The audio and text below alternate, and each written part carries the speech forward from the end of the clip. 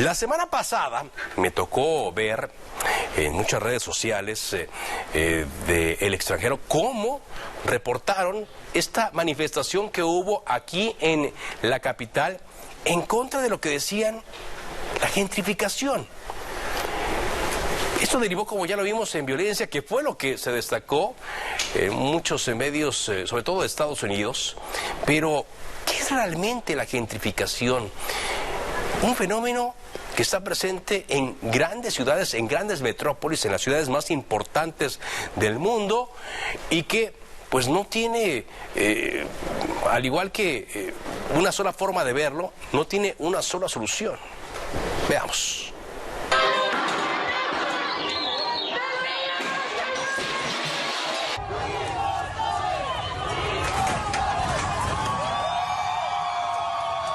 Decenas de negocios en la Ciudad de México quedaron afectados por lo que comenzó como una marcha contra la gentrificación. El viernes pasado todo terminó en caos, violencia y robos.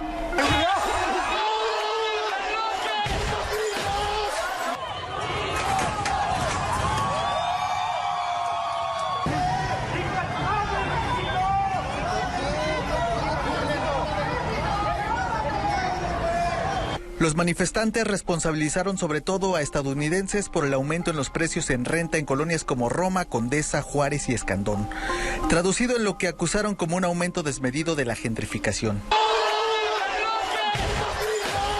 Este concepto se comprende como un proceso urbano en el que algunos barrios se transforman por la llegada de residentes con mayor poder adquisitivo, lo que provoca que las rentas suban, los comercios locales cierren, que se creen nuevas inversiones y los antiguos vecinos sean desplazados. Pues se están incrementando también las rentas y pues muchos vecinos están siendo desplazados porque ya no pueden pagar las rentas de 20,000, 30,000 pesos, ¿no? Cuando antes eran de 8,000, 10,000 tal vez, ¿no? Con la pandemia por COVID-19, el trabajo desde casa se volvió una solución global. Empresas en todo el mundo ahorraron costos y los empleados descubrieron que podían vivir lejos, incluso en otro país, sin dejar su empleo. Así nacieron los nómadas digitales. En su mayoría son personas que mayormente son extranjeras y que pueden realizar sus trabajos profesionales de manera remota y que su sueldo es percibido en una moneda extranjera, normalmente de mayor valor que nuestro peso mexicano. La Ciudad de México se volvió un imán para trabajadores, en su mayoría extranjeros. Entre 2018 y 2025, las rentas en algunas de las zonas más demandadas de la Ciudad de México han experimentado incrementos significativos. De acuerdo con plataformas de alquiler en línea, en la colonia Condesa la renta promedio pasó de 17,000 pesos en 2018 a 30,000 en 2025, lo que representa un aumento del 76%. Roma Norte registró un incremento aún más notable, al duplicarse la renta promedio de 10,000 pesos a 25,000 pesos. Pero no solo es el tema de la renta lo que ha generado falta de identidad. También dicen, son los negocios que han comenzado a implementar menús e indicaciones en otros idiomas, principalmente en inglés. Primero, que se cumpla la ley para que ninguna persona que rente a través de plataformas lo haga más de la mitad del año. Segundo, que se respete que nadie puede aumentar una renta a mayor de la inflación de ese año. Manifestantes señalaron que la gentrificación no es un fenómeno nuevo y puede traer mejoras urbanas y económicas, pero mal regulado, genera exclusión, desarraigo y un creciente conflicto social. Como vemos, es algo complejo, no solamente se puede abordar desde un punto de vista.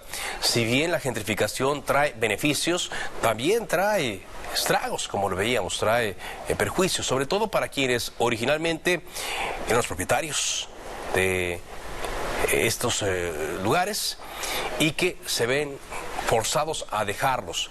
¿Por qué?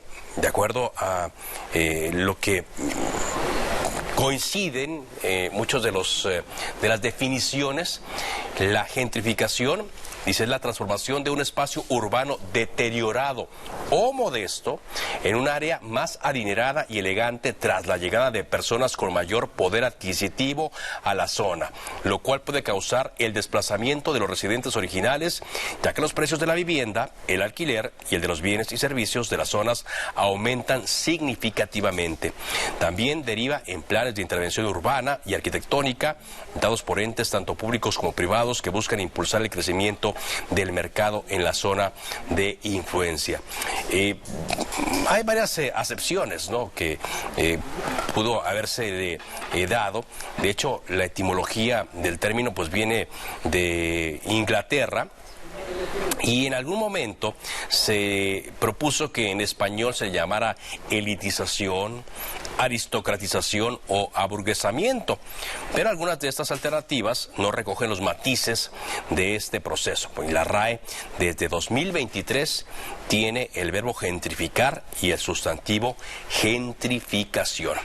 Obviamente hay muchos ejemplos como origen, y también hay muchos ejemplos de transformaciones que han sufrido las grandes ciudades y que han permitido que algunas zonas se mejoren. Pero también hay muchos ejemplos en donde pues la gentrificación no ha llegado, sí, y encontramos zonas urbanas abandonadas, zonas urbanas que en un principio fueron muy buenas para vivir y que ahora se encuentran completamente abandonados. Entonces, encontrar un punto medio es complicado, porque no se puede despreciar la llegada de este tipo de inversiones, pero tampoco se puede dejar que esto se convierta en un abuso, como son las rentas en muchas de las colonias que se ha hablado aquí, sobre todo en la alcaldía Cuauhtémoc principalmente, y en, bueno, hay otras zonas como la Miguel Hidalgo que también están viviendo estos procesos, sobre todo con los desarrollos que se están dando ahora. Se dio el fenómeno que vimos en la alcaldía Cuauhtémoc por alguna razón, no sé si política, no sé de qué tipo, pero casualmente se dio allí, y una protesta que originalmente era contra la gentrificación se volvió violenta, dejando esta imagen que permeó en todo el mundo de lo que ocurre en la Ciudad de México, sobre todo porque fueron cuando menos 3 horas en las cuales estos pseudo manifestantes estuvieron destruyendo hasta taquerías. Claro. Qué gentrificadas están las taquerías, ¿no? Ahora. Pero en fin, digo, la salsa no pica, Carlos. Son las contradicciones, ¿no?, de esto, de este tipo de movilizaciones, y también la intervención que se da en ciertas manifestaciones, no en todas, pero sí en ciertas manifestaciones, que hace que nos desviemos de el punto original, o hace que nos desviemos también de otros asuntos que están presentes en la opinión pública nacional. Pero bueno, es un tema del cual hablaremos ya más tarde, ¿no? Como de repente, para quizá desviar la atención de ciertos asuntos, pues se ponen otros en la palestra, y aquí nos tiene a nosotros en el Telediario de la Noche hablando de la gentrificación. Como decíamos, no es algo sencillo. Incluso muchas personas me podrán decir en este momento que no están de acuerdo en las definiciones que hemos dado. Efectivamente, no puede haber un punto de acuerdo. Ya no estamos en los tiempos de la unanimidad, pero estamos tratando de acercarnos a lo más propio en cuanto a la realidad. Y lo estaremos abordando desde distintos puntos, desde distintas aristas, porque es un asunto en el cual creemos que se puede aportar mucho. Sobre este tema, la jefa de gobierno dio información, dijo que van a continuar con asambleas vecinales, pues las propuestas y expresiones recabadas ayudarán a la creación de la estrategia para enfrentar este fenómeno, entre ellas la regulación de plataformas de alojamiento como Airbnb y pues las que vengan. Van desde reformas legislativas, un conjunto de medidas para hacer realidad lo que dice ya la ley, las reformas que se hicieron últimamente, y también las políticas públicas de vivienda que arraiguen a los vecinos en sus propias colonias, una política de vivienda que genere condiciones para que se detenga la gentrificación. Que nos llevamos muchas ideas de las vecinas y de los vecinos. Más de, yo digo que como 40 vecinos y vecinas participaron, tomaron la palabra, y ahí varios secretarios, secretarias y subsecretarios estuvimos en la reunión, y por instrucciones de la jefa de gobierno seguiremos haciendo estas reuniones, no solo en esa zona de la ciudad, sino en otras zonas de la ciudad. Sobre lo ocurrido el viernes pasado en esta marcha y sus resultados, esto dijo la jefa de gobierno. Una ciudad de derechos y libertades, y aquí no se va a reprimir las manifestaciones, las expresiones, las protestas, las luchas de la población. No, de ninguna manera vamos a hacerlo, pero también tenemos que hacer un protocolo que garantice la seguridad a terceros. Un protocolo, dice Clara Brugada. ¿Qué tipo de protocolo? Digo, no le vamos a quitar el ojo a este tema, pero es la pregunta que hacíamos hace rato. ¿Por qué en algunas manifestaciones sí se actúa y en otras no?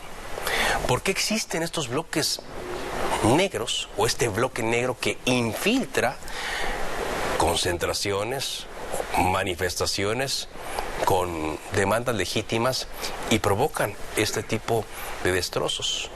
¿Por qué nunca hay detenidos?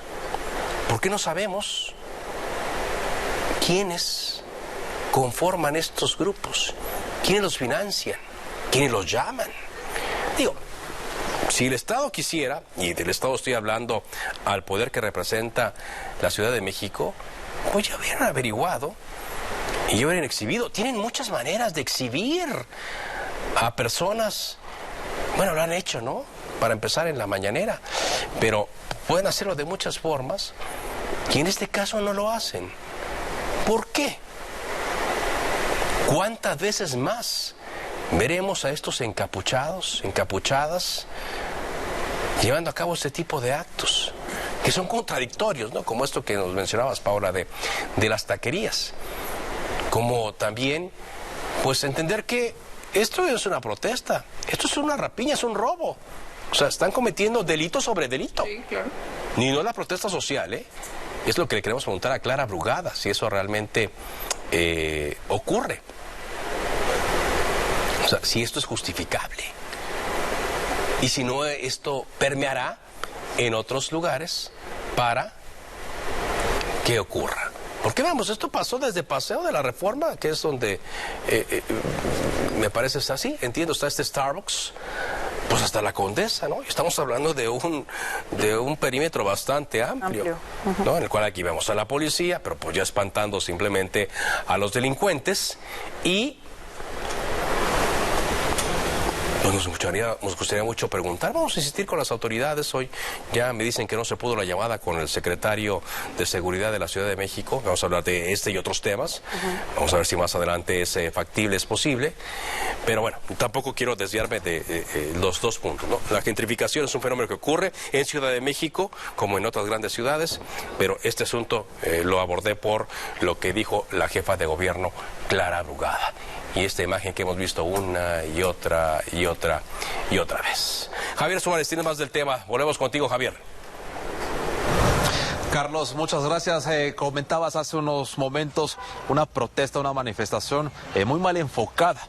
En compañía de Pablo Conde estuvimos prácticamente recorriendo partes de la ruta que llevaron en esta marcha del día viernes y encontrábamos consignas en las paredes de los negocios que no entiendes. Muchos que dicen que quieren sacar a los estadounidenses de territorio nacional, pero también te encuentras unos que dicen arriba Palestina, están casi acribillando a Israel, otros que dicen vive el STLN. Dices, ¿qué tiene que ver una cosa con la otra. Definitivamente una protesta muy mal enfocada. Si bien el derecho a la manifestación es algo que tenemos todos los mexicanos o todas las personas que vivimos dentro de nuestro país, ahí yo, o al menos este equipo de reporteros, no entendimos qué tiene que ver una cosa con la otra. ¿Por qué violentar comercios de gente que son mexicanos? Si bien está el Starbucks, al que de hecho pudimos entrar y platicamos con una persona que trabaja ahí, y nos decía fuera de cámaras que tuvieron que cerrar sábado y domingo.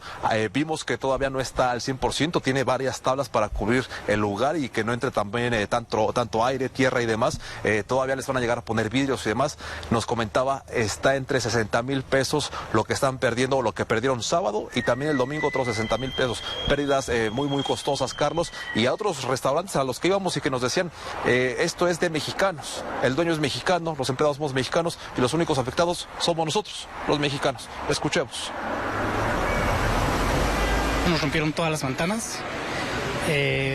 Quisiera hacer una acotación. Cuando se rompen los vidrios, llueven hacia los clientes, entonces hubo gente lastimada, fue mera suerte, porque puede haber habido gente lastimada.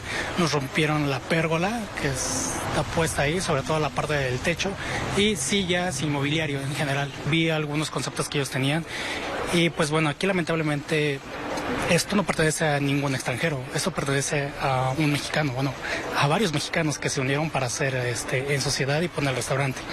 Todos los que trabajamos aquí somos mexicanos, nos afecta a nosotros porque literalmente el restaurante se sostiene de qué es lo que vendemos. Si no vendemos nada ese día, pues al final de cuentas pone en peligro incluso nuestro trabajo. Porque la gente no sabe esto, pero si a un restaurante le va mal un mes, puede cerrar. Pues se tendría que poner yo una cifra, serían alrededor de 100,000 pesos en general. Decía este chef, ahí está, 100,000 pesos aproximadamente lo que se perdió, nada más por lo que ocurrió en el ratito del viernes. Muchos restauranteros con quienes también pudimos acercarnos no quisieron platicar a las cámaras, ya que tienen miedo, y es que les ha llegado el rumor, Carlos, Paola, de que entre el 20 y el 25 de este mes habrá una segunda protesta, y dicen, si salgo en la cámara van a saber quiénes somos, de qué restaurante somos, y van a volver las pérdidas. Y si hay pérdidas, yo puedo perder mi empleo, y cómo mantengo a mi familia, Carlos. Puesto, sí, claro, ahí está. Entonces, hay mucho que analizar. Por eso lo decíamos hace rato, ¿no? No podemos ir con una definición simplista, no podemos ir con una conclusión simplista y tampoco con propuestas simplistas, porque esto tiene muchas aristas y desde ahí tiene que abordarse. Otra cosa es la protesta y quienes utilizan este tipo de protesta para generar daños y para perjudicar a alguien. Y de eso ya nos estaremos ocupando más adelante. Gracias, Javier. La violencia nunca va a ser la solución, Carlos. Muy buena noche. Buenas noches.